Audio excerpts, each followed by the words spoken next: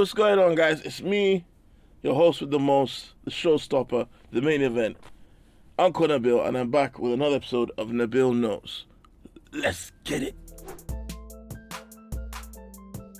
Adolescence, TV show everyone's talking about. I think it's a good program. Very, very entertaining, and it's got people talking, which is always good. There's been some backlash, some of which I agree with, some of which I don't. As usual, it's the usual people, the people that call everyone snowflakes and say that everyone's too sensitive. Those guys are surprisingly sensitive towards TV shows. Certain people have come out saying it should have been a black kid. These are the same guys that whenever they see a program that features more than 3 black people, they call it woke bollocks, and they don't watch it. Or that, oh, you're promoting black on black crime. Yeah, all this stuff is glamorizing. That's what they've said about stuff like Top Boy, right? Top Boy predominantly is black, features black on black crime. They're like, all that ghetto bollocks on TV, we don't want to see it. And here's the thing, if Adolescence, which is a program that shows a family spiraling out of control gradually, and as you watch what's happened, a terrible crime has been committed. It's a murder, as most people who know about Adolescence will know if you haven't watched it, based on some external and internal factors. That's all I'm going to say. If that had been a black family and the boy who did the killing was black, these same people complaining would be like, oh, it's humanizing a criminal. It's making excuses for a black boy who killed someone. They wouldn't just watch the program. Listen, I invite you to do this. Learn to watch stuff and take from it what is useful and never mind the bollocks.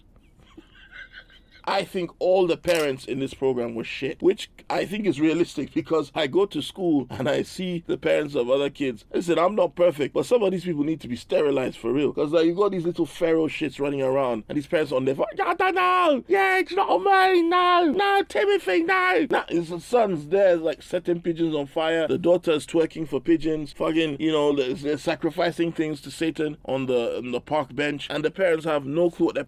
And this is exactly what's happening in schools. The teachers don't know what they're doing. They have no power. Parents don't know how to discipline their kids. In fact, when I say discipline your child, you hear that? That's a new age liberal mom saying, no, children don't need discipline. They just need love and nipples and vegan milk, and it'll make them all better. I don't even say no to my child. I don't even breathe oxygen near my child because I don't want the carbon dioxide to poison them.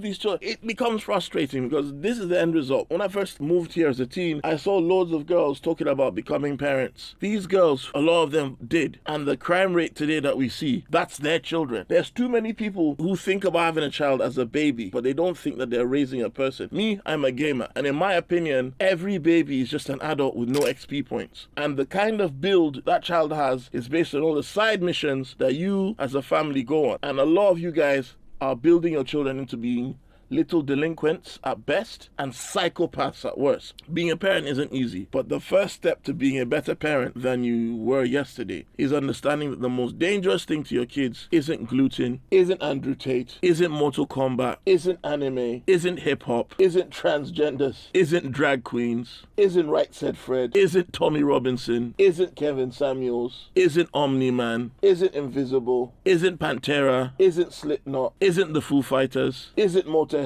It's you. A few months back, Drake fans were like on the streets marching, talking about how their daddy is back because he released an album, SSS For You, which again, very stupid sounding album name. Sexy Summer Songs For You. For who? It turns out the one track on the album that people didn't forget about within 30 seconds, that they were like, oh yeah, see, this is classic Drake. Turns out he lifted the whole thing from another artist. Tell me what's really going on. Drizzy back up in this thing, I'm ready. What's happening? That's Soldier. That's my bar. And tell me what's really going on. Soldier boy up in this thing, I'm ready. What's happening? He copy my whole flow. Drake is the Carlos Mencia of comedy. Borrowed identity, borrowed culture, borrowed accent, and borrowed material. He didn't write the chorus, the ad-lib, nothing. He literally just copied. All the best parts of the song, someone else did. Which again, proves what everybody's been saying. Drake is not hip-hop, Drake is pop, and all his fans are Pop-Tarts. Donald Trump, in his great wisdom, has put a 14% tariff on Nigeria. This comes after announcing a whole bunch of tariffs on other countries, including China. China. China. China. China. China. China. China. China. China. China. some people argue that, oh, it's fair because Nigeria has a 27% tariff. But what people have to understand is this, that tariff products going into America are not as expensive, are not as specialized. Things like the iPhone, certain cars now, and things like that African countries send into America is things like, you know, crude oil, cashew nuts, cocoa, that kind of stuff. America wins in this situation because that tariff just means that local producers can now start trying to create those things in America. The only chance Africans have to kind of get some wiggle room on this is to negotiate with America and ask for like a reduced tariff on agricultural stuff, because you know, and I mean there is some stuff that Americans will not be able to grow. But other than that, the only other hope we have in Africa is if all these African countries group together to do group negotiation, because no one country on their own in Africa right now has the capacity to say to America, hey, we want this, this, this, and this. This also shows President Traore of Burkina Faso is a genius, because he's already got his country creating cars. He's already probably looking to start making phones in that country. In only a couple of years, look at the amount of stuff he's been able to do for his country in terms of their GDP, in terms of their employment. So it just shows this stuff can be done. They're going to have an airline soon. Nigeria still doesn't have like a proper airlines. We have some airlines, but they're not of the standard that, for example, you know, we had proper airline, national airline before. These are the things that African rulers need to look at. As years go forward, the economy is going to get worse and worse, and America is trying to save themselves. America is putting America first. Unfortunately, we're not in the same position as these countries. Like, who prints the world's currency? Who decides the world's currency? It's not us. We rely heavily on the dollar and the pound. So until we can get our shit together and work together, start manufacturing more, producing more, maybe stop exporting crude oil and start refining our own oil and doing things for ourselves, we're screwed. Ruin my country. Tariffs are the same as the opening crawl to Star Wars Episode 1, like trade routes, tariffs, trade wars that everyone said was boring. Fucking hell. I guess in this situation, Donald Trump is Sidious, or is Elon Musk Sidious, and Donald Trump is Darth Vader. Yeah. Because you're right. But the thing is, we already know they're evil. Like, is this the part? Is this basically after Order 66? Is this that? I mean, that's exactly what they did in America, didn't they? They got rid of everybody. Exactly. They've gotten rid of all the flipping liberal left-wing Jedi. Kicked them out of their jobs. So, and I guess that would make Elon Musk's son/daughter Luke Skywalker, and Princess Diana at the same time. Pink lightsaber. You were meant to destroy the dark side, not join them.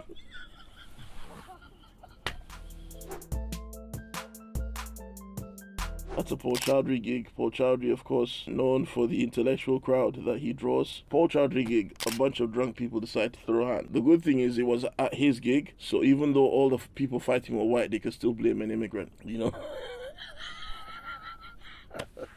He actually sat there watching as well. I think he recorded some of it. My biggest thing is this. Have you noticed how people who love to start fights very often cannot fight for shit? Why were you so confident? Why? You know, I've seen so many fights online, on YouTube, Instagram. Every day someone's fighting, especially on the trains, man. Trains and chicken shops. And 9 times out of 10, none of the combatants know what they're doing.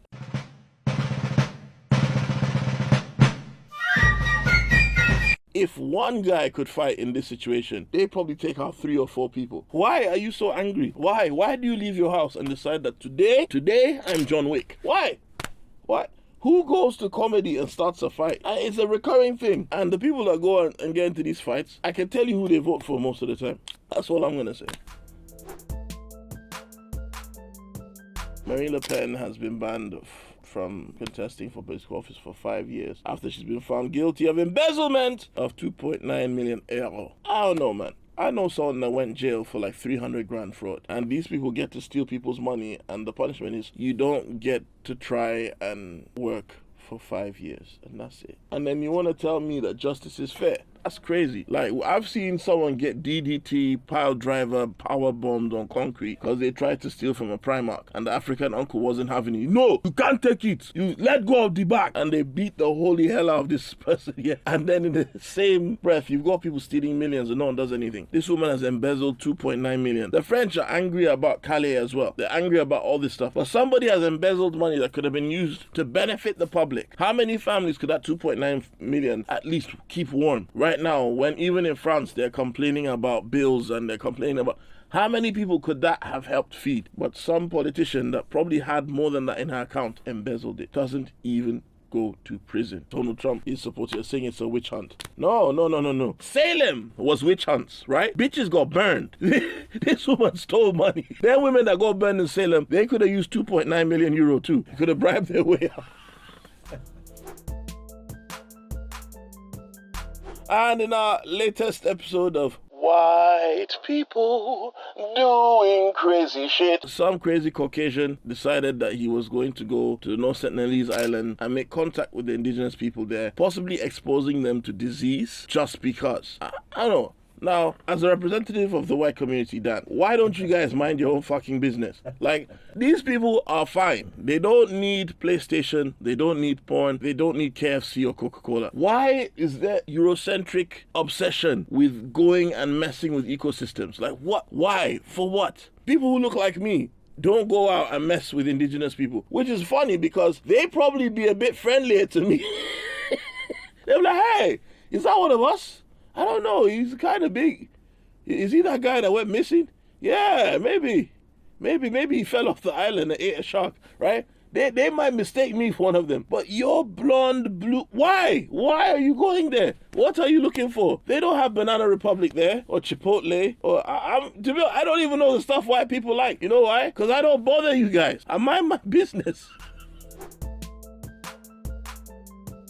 If only we took that same excellence to every other industry in Nigeria. Spotify giving huge payouts to African artists, particularly South Africa and Nigeria. I'm guessing the Amapiano explosion, as well as the fame of artists like Tyler, who they play in South Africa, and Nigeria, because we've been the main exporter of African entertainment culture for decades. It's nice to see. I just wish there was a way that the Nigerian artists who paved the way for guys like Burna Boy, who paved the way for guys like Davido, guys like Daddy Shoki, Baba Frayo, Idris Abdul Karim, who was actually a very political artist as well, even going to a fight with 50 Cent on a plane, which is an interesting story. I hope that these guys are somehow getting their flowers now. The music industry is another example of how there is hope for Nigeria. I think Nigerians are such talented people. Everybody knows a Nigerian that's good at something, even if that something is bad. The Nigerian movie industry is going to develop in the same way, I have no doubts, but it's like Nigerians are talented people. We are. And we have one thing that most countries do not have, which is youth, enthusiasm, energy, right? And seeing, I remember when I was growing up, we would have never thought that Afrobeat would outsell hip-hop. We would have never thought that Afrobeat would be music played around the world. People used to, here in the UK, people used to pick on us because of our culture, and we stood tall. We were still proud, and in the end, look, we've overtaken all of them. Imagine if we applied that to everything else. Imagine if we started manufacturing more clothes in Nigeria. Imagine if we started to take Nigerian movies to the next level. Every major tech company in America hires Nigerians.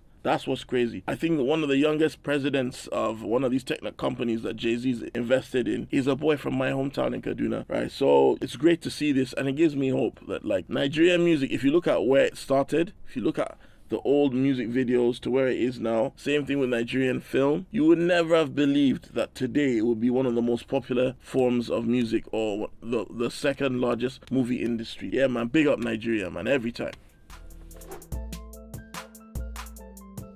Alright guys, as you know, Urban Batuta My Tour is still on the road. Come catch me. More cities to be announced in the UK and a few places abroad too. So for more information, go on nabilabdulrashid.com. That's nabilabdulrashid.com, basically me.com, and I'll see you there. That's it for Nabil Knows.